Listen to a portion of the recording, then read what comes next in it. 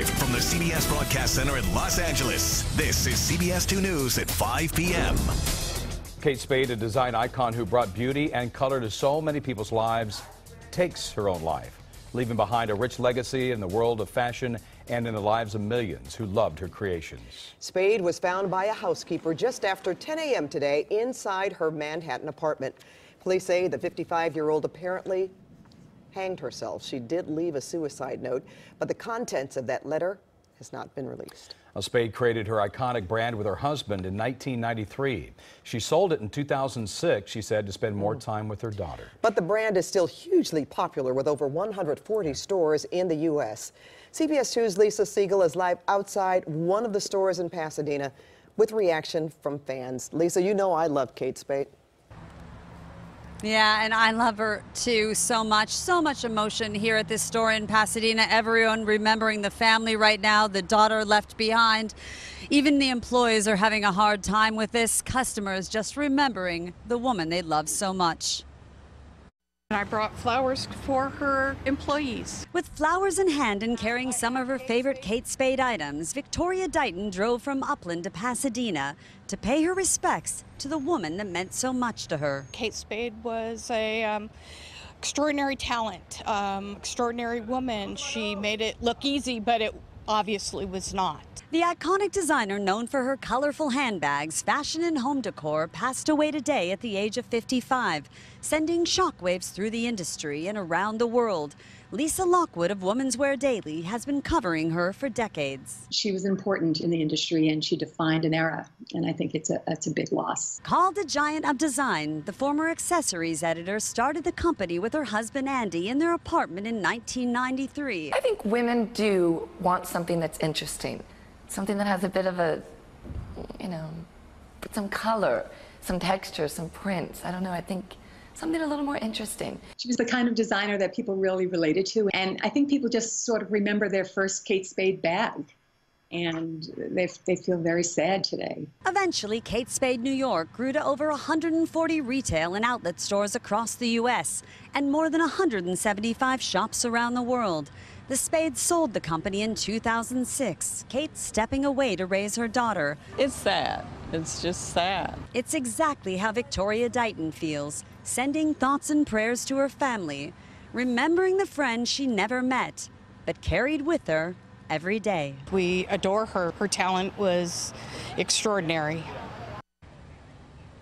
And the company that bears her name issued this statement: Kate will be dearly missed. Our thoughts and prayers are with Andy and the entire Spade family at this time. And in recent years, she had started a line named after her daughter called Frances Valentine.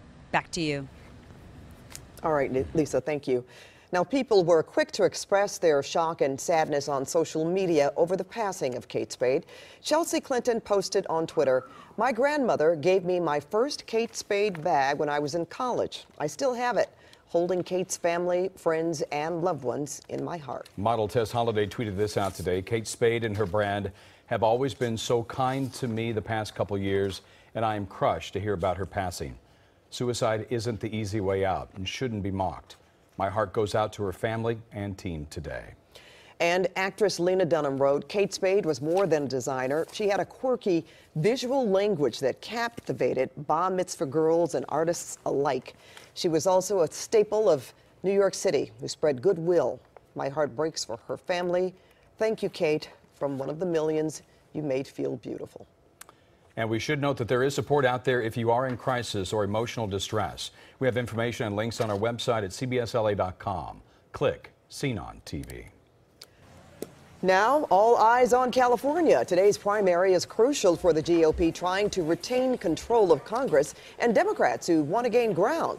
Besides congressional seats, voters will choose two candidates for governor. That's right. We have team coverage tonight, including CBS2 Orange County reporter Michelle Gili, who is now following the congressional races there. But we begin with CBS2's Tom Wade. He's live in downtown L.A. with more on the gubernatorial race and the contenders to lead the Golden State. Tom? Yes, hi there, Pat. People are on pins and needles, really, to see how this all plays out, because the big question becomes, will we have a Republican and a Democrat at the top of this race, or will it be two Democrats? We'll have to see. Gubernatorial frontrunner Gavin Newsom cast his ballot in Northern California. Great place to be. The two other top candidates heading into Election Day are former LA Mayor and Democrat Antonio Villaraigosa and businessman Republican John Cox. Analysts expect they will duke it out for second place. The top two vote getters in this primary will take on each other in November. Villaraigosa cast his ballot this morning in City Terrace. Thank you all for being here. John Cox, who was endorsed by President Trump, voted early yesterday in San Diego. Thank you. Democratic State Treasurer John Chung voted in Torrance today. Democrat Delane Easton voted by mail, as did Republican State Assemblyman Travis Allen. Part of being American, you got to cast your vote and make sure your voice is heard. And of course, turnout will be key. It will depend on how many voters get to the polls in a primary. We know that generally the turnout is lower in primaries, but these candidates hoping to turn out their supporters. Reporting live downtown, I'm Tom Waite. Back to you in the studio. Okay, Tom, thank you so much. And in Orange County now, there are 4 congressional races being closely watched. And Orange County reporter Michelle Gili is live in Costa Mesa with a closer look at the highest profile race. That's the 48th Congressional District seat. Michelle. Pat, for voters who aren't sure who to vote for in the race for the 48th, they have a lot of choices, and some say too many choices. That's because there are 15 names on the ballot. Now, 4 of those people have already dropped out of the race, so that leaves 11, and 5 of those are Democrats. And we want them to show up at the polls today. The final push to get out the vote is happening across Orange County today, where veteran Republican Congressman Dana Rohrabacher hopes to hold on to his job. He's got 11 challengers. It's a race that's in the national spotlight. There were so many people on the ballot that I had not heard from.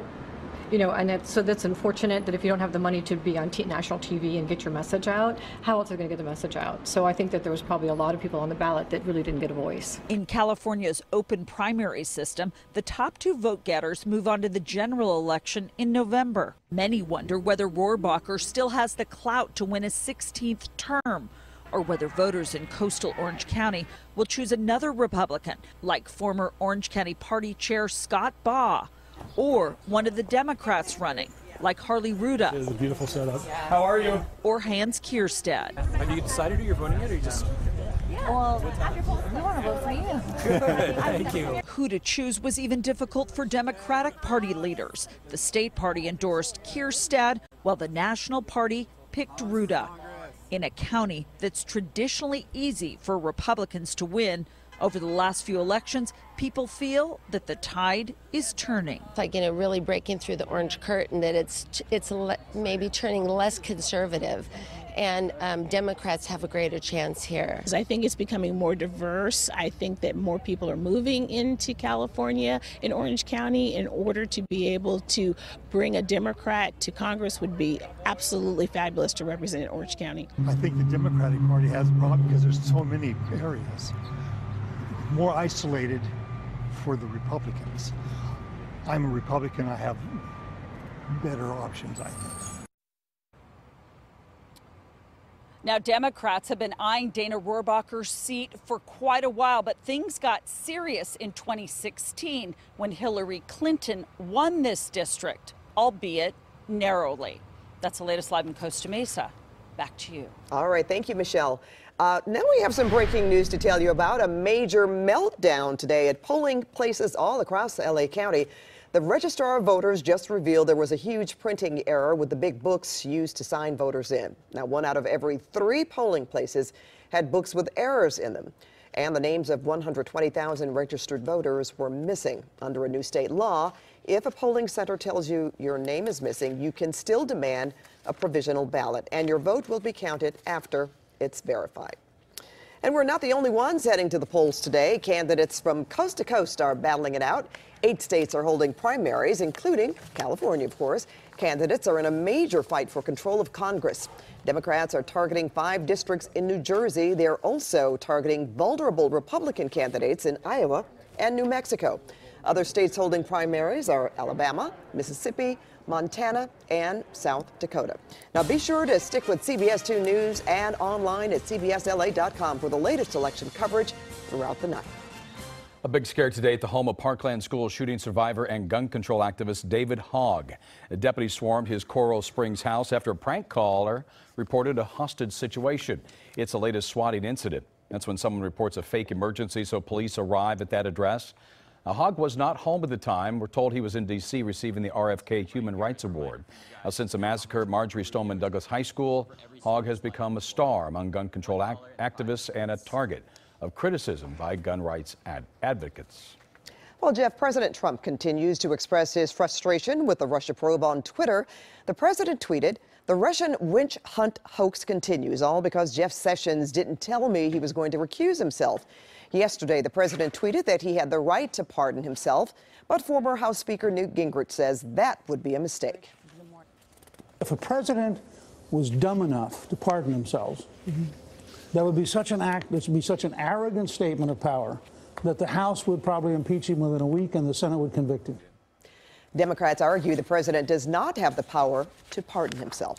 Well, the Super Bowl champion Philadelphia Eagles were absent today from what was supposed to be a celebration in their honor at the White House. Instead, a celebration of America was held. President Trump rescinded the invitation to the Eagles when he learned fewer than 10 players planned to attend the event. The president initially said he was scrapping the event altogether because Eagles players disagreed about standing for the anthem, although none had taken a knee during the anthem last season. The president repeated his call for all Americans to stand for the national anthem. We respect our flag, and we always proudly stand for the national anthem. Well, President Trump never mentioned the Eagles during today's event. Instead of traveling to Washington, well, Eagles players reported to their practice center instead. And don't expect the next NBA championship team to visit the White House either. LeBron James and Steph Curry both say neither the Cleveland Cavaliers nor the Golden State Warriors would visit the White House after winning the finals. President Trump disinvited the Warriors after they beat the Cavs last year. Well, who is LA's new top cop? We're getting the lowdown on the man behind the badge. Plus, Harvey Weinstein faces a judge today, his plea to those rape charges. Also, hundreds of homes destroyed overnight as Hawaii sees the largest destruction since Mount Kilauea started erupting last month. And bye-bye bikinis. The Miss America organization announces today that it's doing away with the swimsuit competition. We have a reaction to the change of heart. Hey everybody, I'm Garth Kemp. Out by the beach is finally getting a little clearing. We have a little more June gloom than some warming temperatures. We'll tell you all about it coming up.